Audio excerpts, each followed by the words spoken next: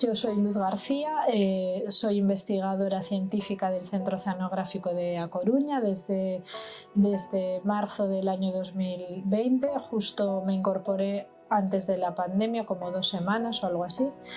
Pero mi relación con el Instituto Español de Oceanografía viene de antes, porque trabajé aquí con contratos temporales, pues yo creo que desde 2008, 2009, más o menos hasta 2014, y después estuve un periodo de tiempo trabajando en Inglaterra hasta que me incorporé como funcionaria.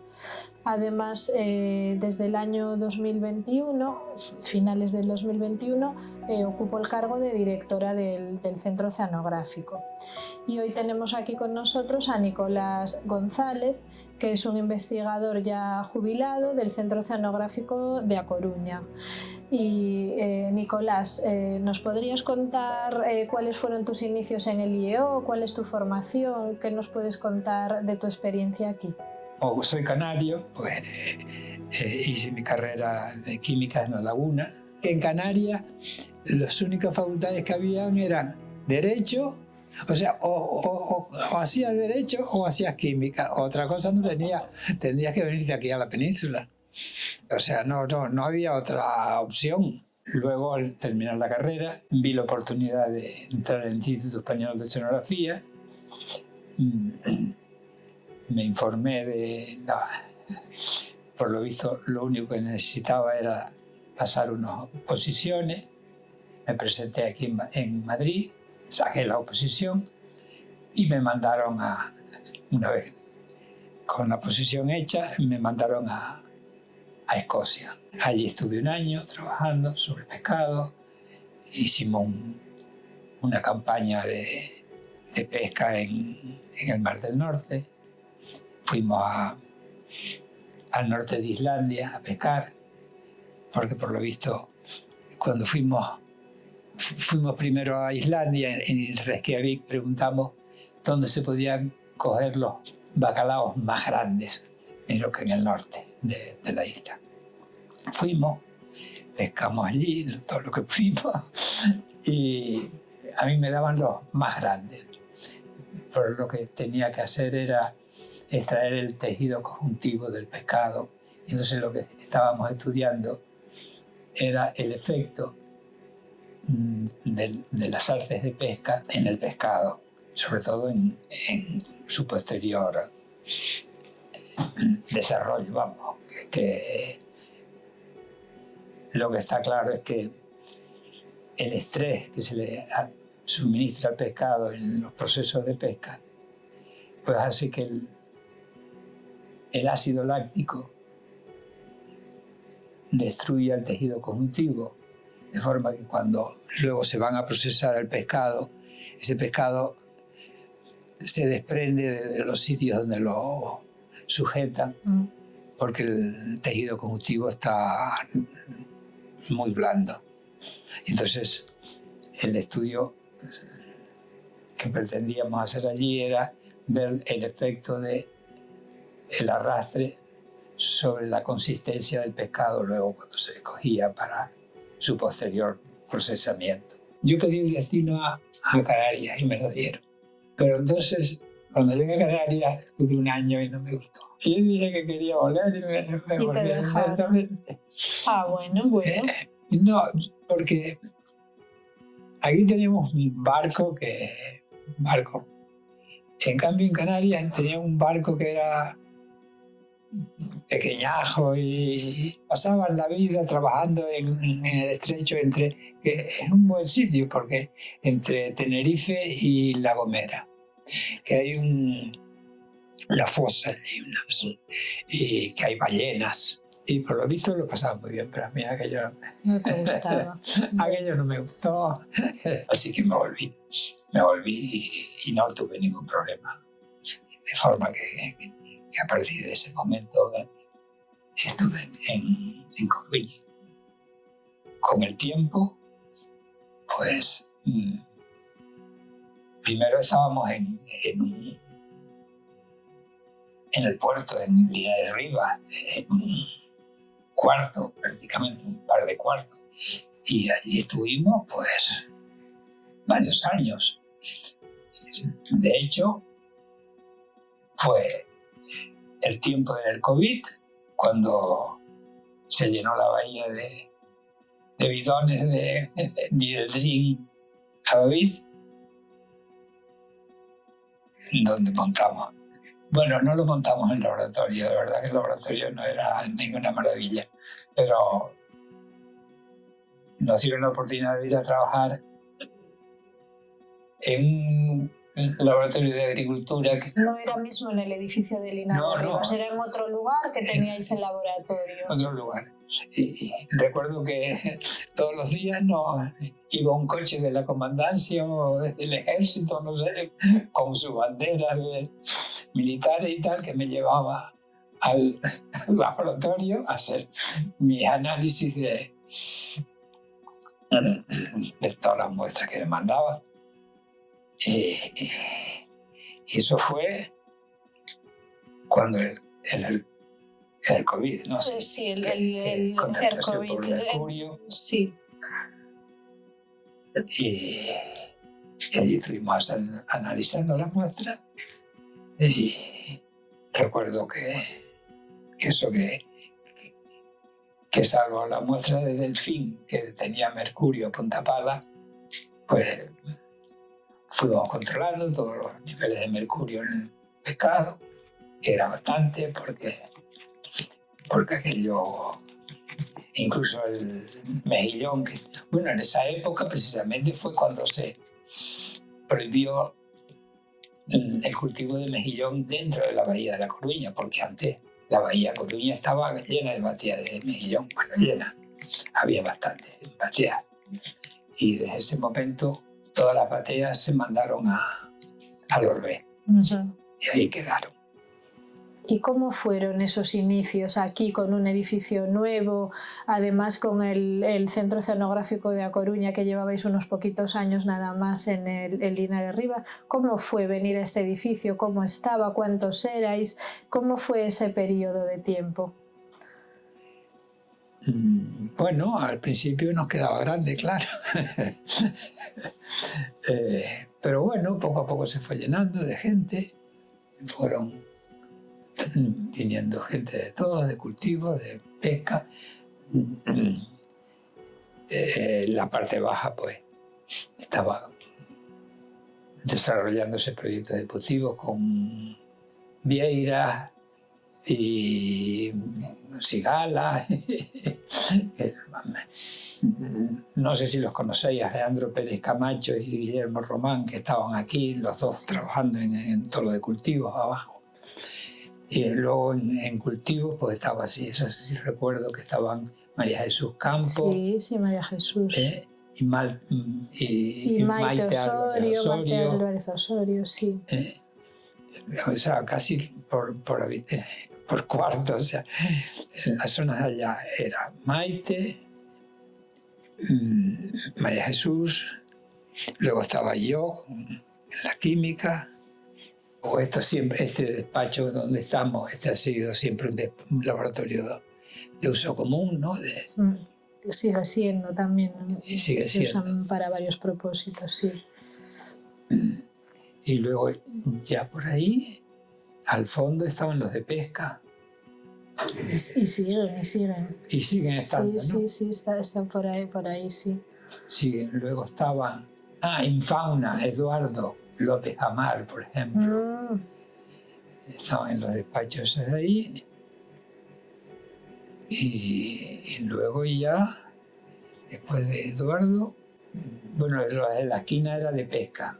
El fondo de la esquina era la gente de pesca. O sea que tuviste también el cambio de ser unos poquitos a ir creciendo el centro. Poco a poco fueron. Sí. ¿Cuándo fue el máximo, si recuerdas, de personas? ¿El máximo? El máximo que hubo más o menos por esa época, no sabes. Ahora somos unos 75. No creo yo, cuando el máximo, oye, más o menos como estáis ahora, pues no creo que fuéramos menos, o sea.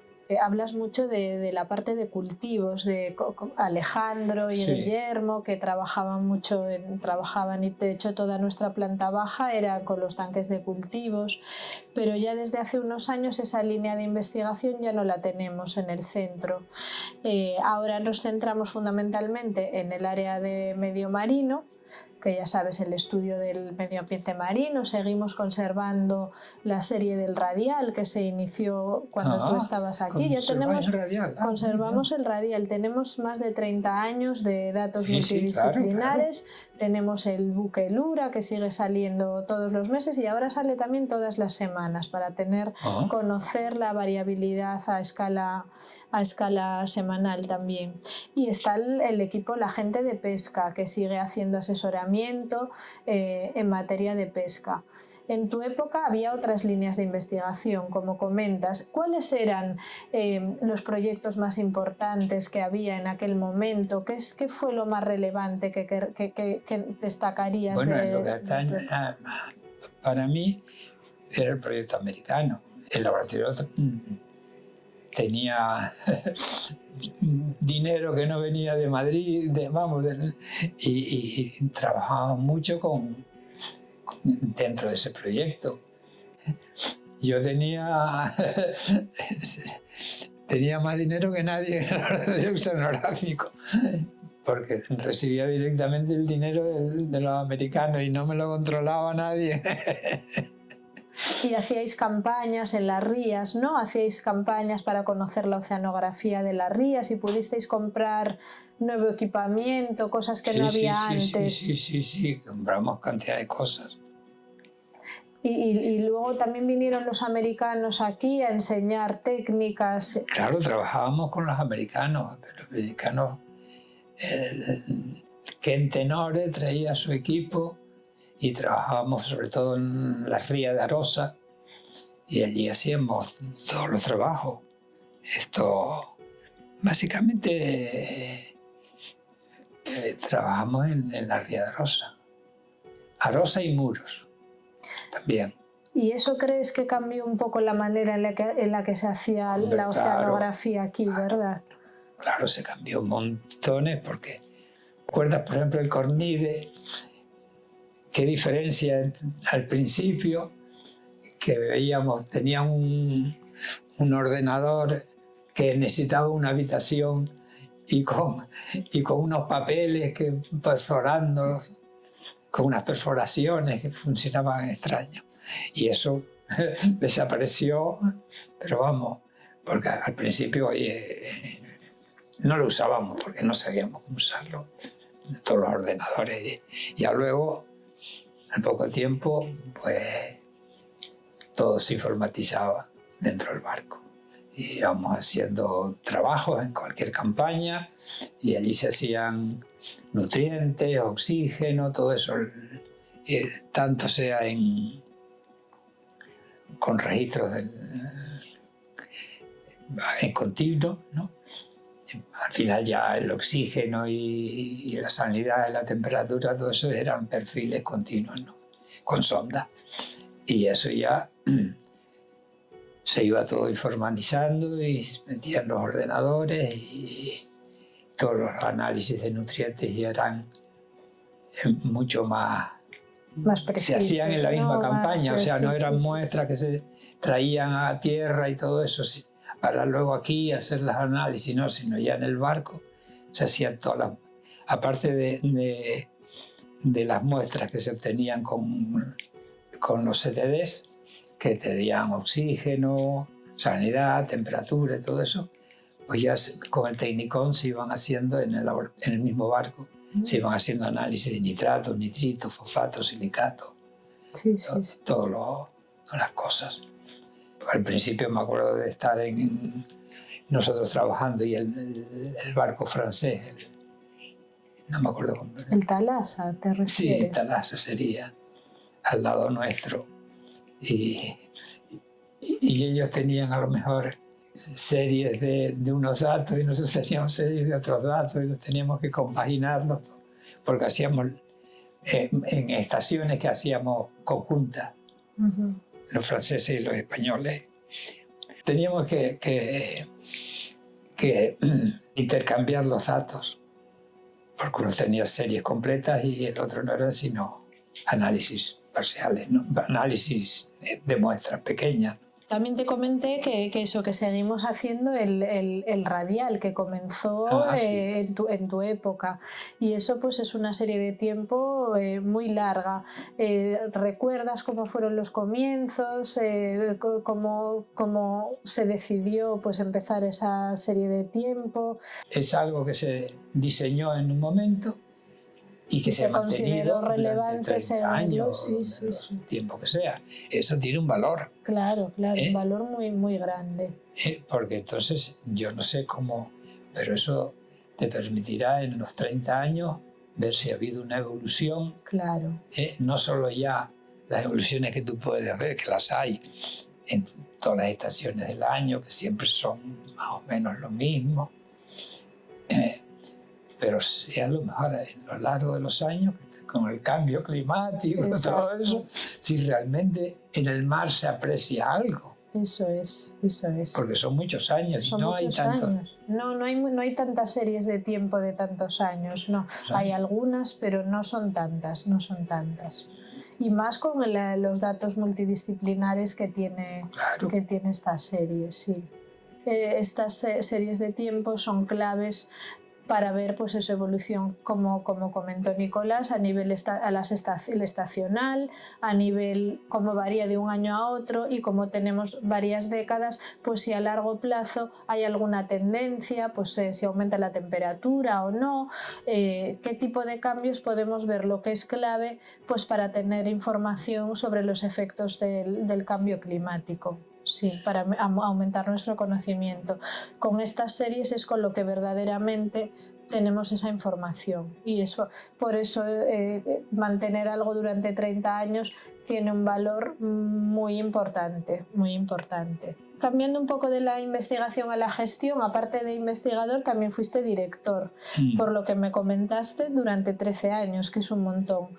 Yo también soy directora ahora en el centro desde los últimos 4 años, y diría que el reto más importante para mí en este periodo de tiempo fue pues, que en este tiempo nos integramos al Consejo Superior de Investigaciones Científicas, lo que implica pues, que nos hemos tenido que adaptar pues, a una estructura diferente, siendo todavía el Instituto Español de Oceanografía. ¿Qué recuerdas tú de tus 13 años de director? ¿Cuáles fueron tus retos? ¿Qué podrías comentar de tu experiencia como director de este centro? Incluso cosas que me puedan ayudar a mí.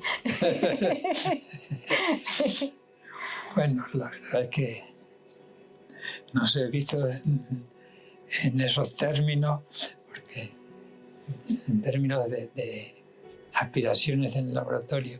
Pues, por ejemplo, una de las aspiraciones grandes del laboratorio fue montar una planta de cultivo que conseguimos un proyecto, hacerlo, teníamos el sitio y todo eso, pero luego Madrid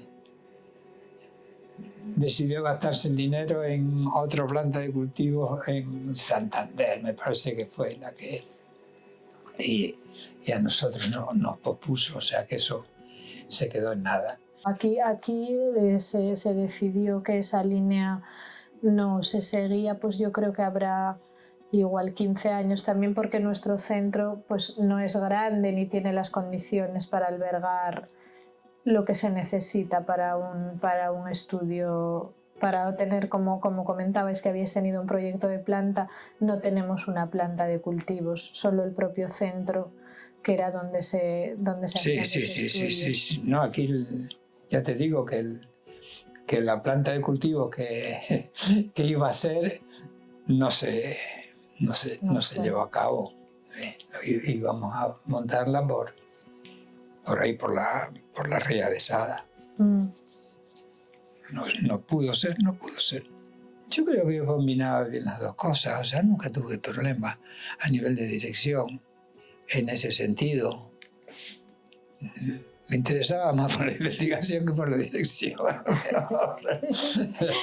Pero en cualquier caso, la dirección del laboratorio, salvo que tengas problemas o lo que sea, pues más o menos se lleva bien, o sea, no es una cosa más que nada. Ahora ha cambiado bastante porque desde hace unos años hay competencias que antes se asumían desde Madrid que ahora se hacen desde los centros. Por ejemplo, yo recuerdo cuando empecé en el IEO, cuando pedías una orden de comisión, todas las órdenes de comisión se firmaban en Madrid, se decidía en Madrid. Ahora no, ahora lo hacemos aquí desde los centros. Se han transferido muchas competencias de lo que era antes Madrid Central a los centros. Entonces son ahora las direcciones y las jefes de gestión, los gerentes de los centros, los que tienen esas...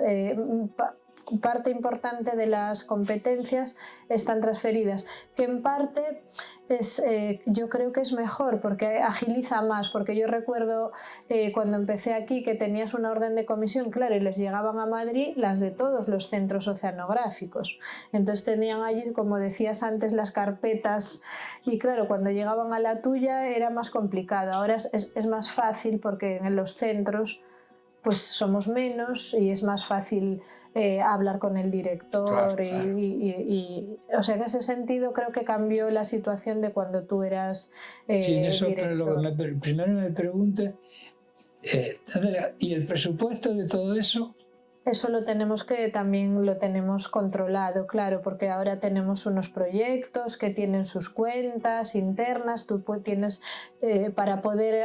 Pero eso significa que tú autorizas, no tienes que esperar a Madrid un dinero que ya tienes, porque eso lo has tenido siempre. O sea, que si tú tienes un proyecto, tienes el dinero de ese proyecto. Exacto. Otra cosa es que alguien te autorice o no te autorice. Pues ahora lo autorizamos los directores de los centros para órdenes de comisión, estoy hablando en concreto. No va a Madrid, no va a Madrid. Es que fundamentalmente el problema está en las órdenes de comisión. Sí, porque son muchas y claro, era mucho trabajo. Y ahora eso es más ágil, que te da más trabajo al director del centro, claro, porque tienes que estar pendiente, pero agiliza, porque antes era todo a Madrid, sí. Sí.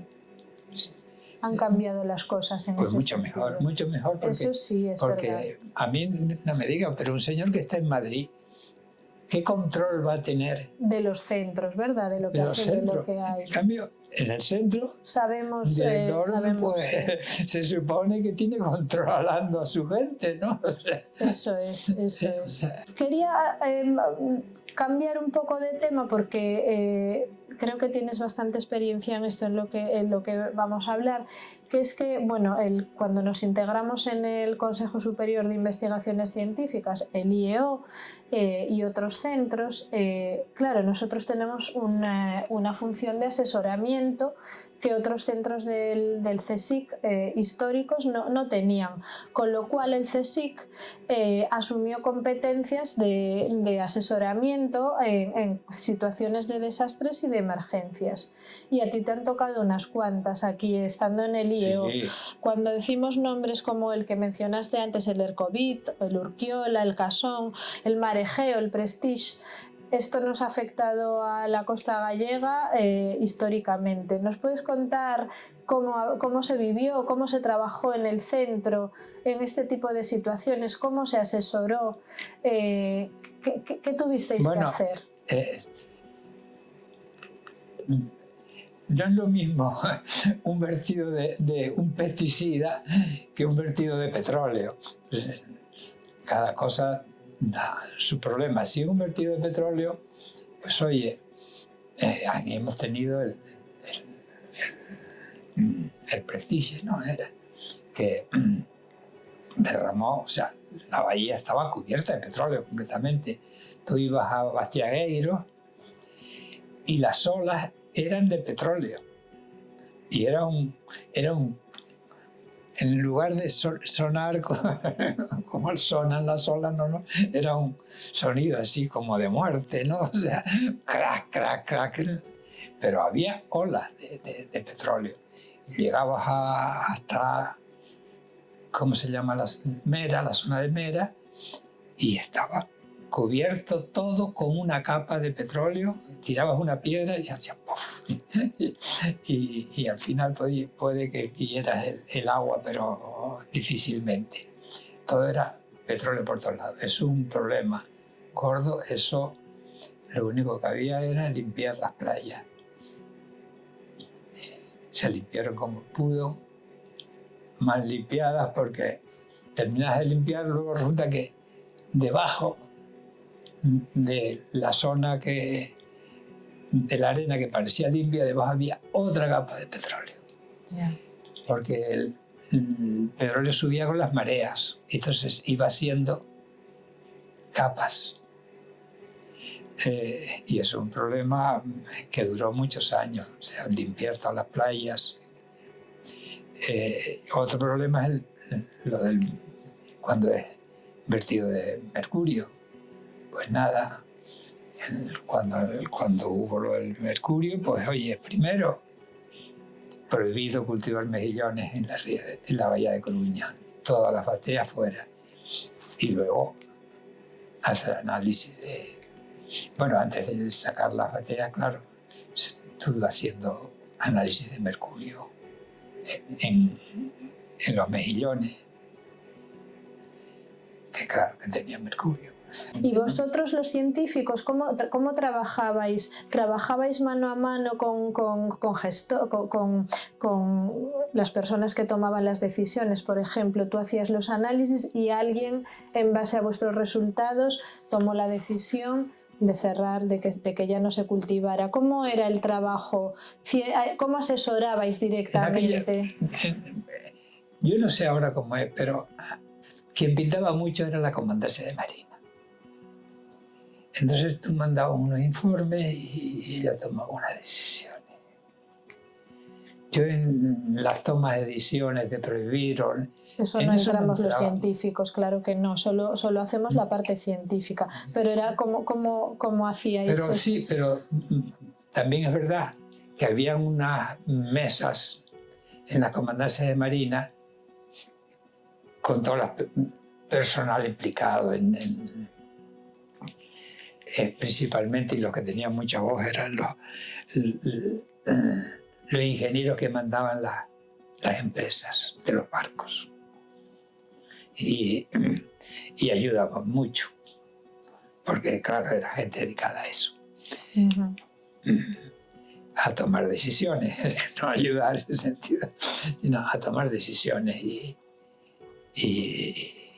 entonces las decisiones pues surgían de esas mesas. Claro, nosotros eso, como dijimos, somos asesores científicos, o sea, hacemos la ciencia y no tomamos la decisión. Sí, había en esa mesa había mucho marino, mucho almirante.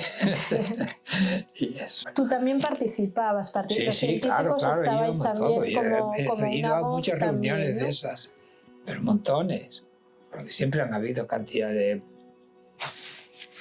mayores o menores, pero han habido de 50.000 cosas. ¿Qué consejos transmitirías tú a las nuevas generaciones de científicos en base a tu experiencia? A ver, tu experiencia es diferente, por ejemplo, a la de las generaciones actuales. Ahora, para ser un investigador necesitas tener un doctorado, hay mucha competencia para poder tener una plaza de funcionario dentro de las escalas científicas. Pues eso, se necesita un doctorado, se necesitan publicaciones, se necesita postdocs, estar años fuera en el extranjero. Es verdad que es una carrera a largo plazo y pesada.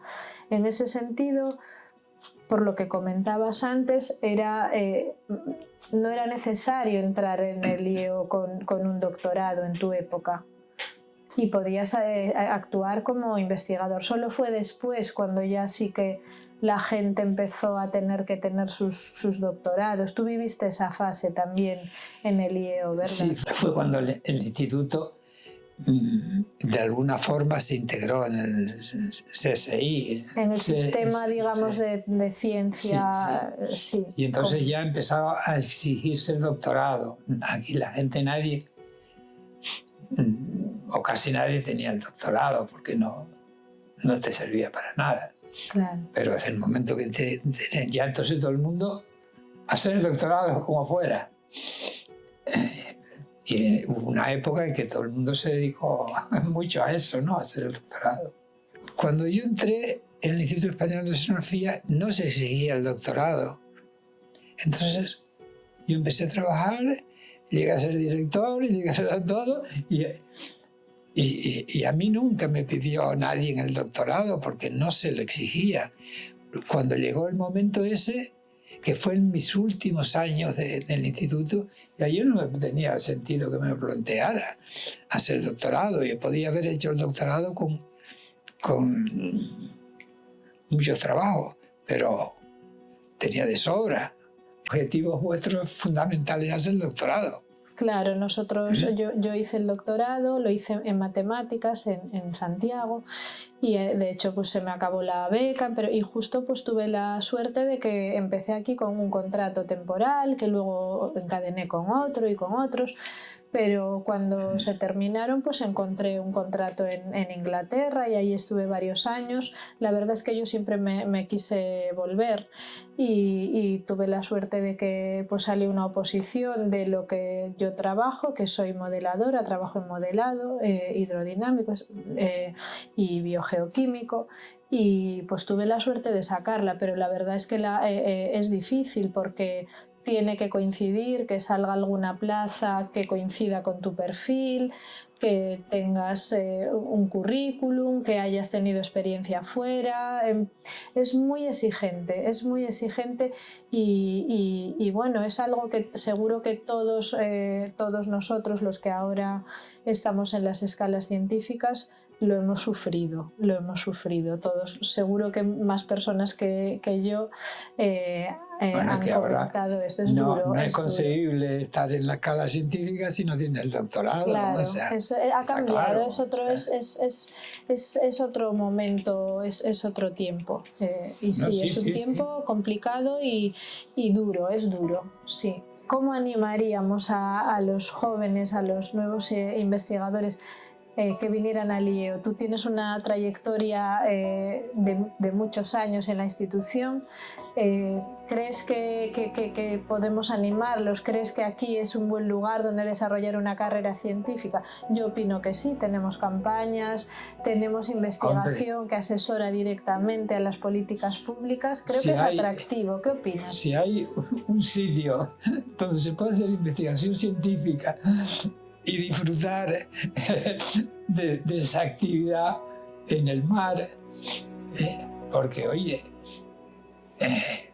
a mí en el Instituto Español de Oceanografía me ha dado la oportunidad de navegar por el Mar del Norte, navegar por todo el Atlántico. He ido casi hemos llegado a Brasil. Nunca hemos llegado a América, porque cuando estamos ya viendo casi la Tierra nos damos media vuelta y volvemos. El Mar del Norte he estado un montón de veces. El Mar del Norte siempre lo recuerdo porque hay una tormenta de miedo. Pero los barcos sí, están bien hechos, aguantan lo que sea. Y el que no se anima es que es tonto.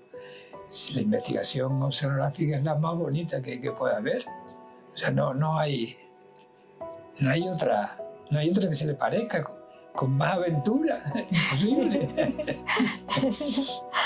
Eso es verdad. Como decía Nicolás, el instituto es un buen lugar para desarrollar ciencia y además con aventura y con aplicación directa en la sociedad, y creo que eso engancha, bastante.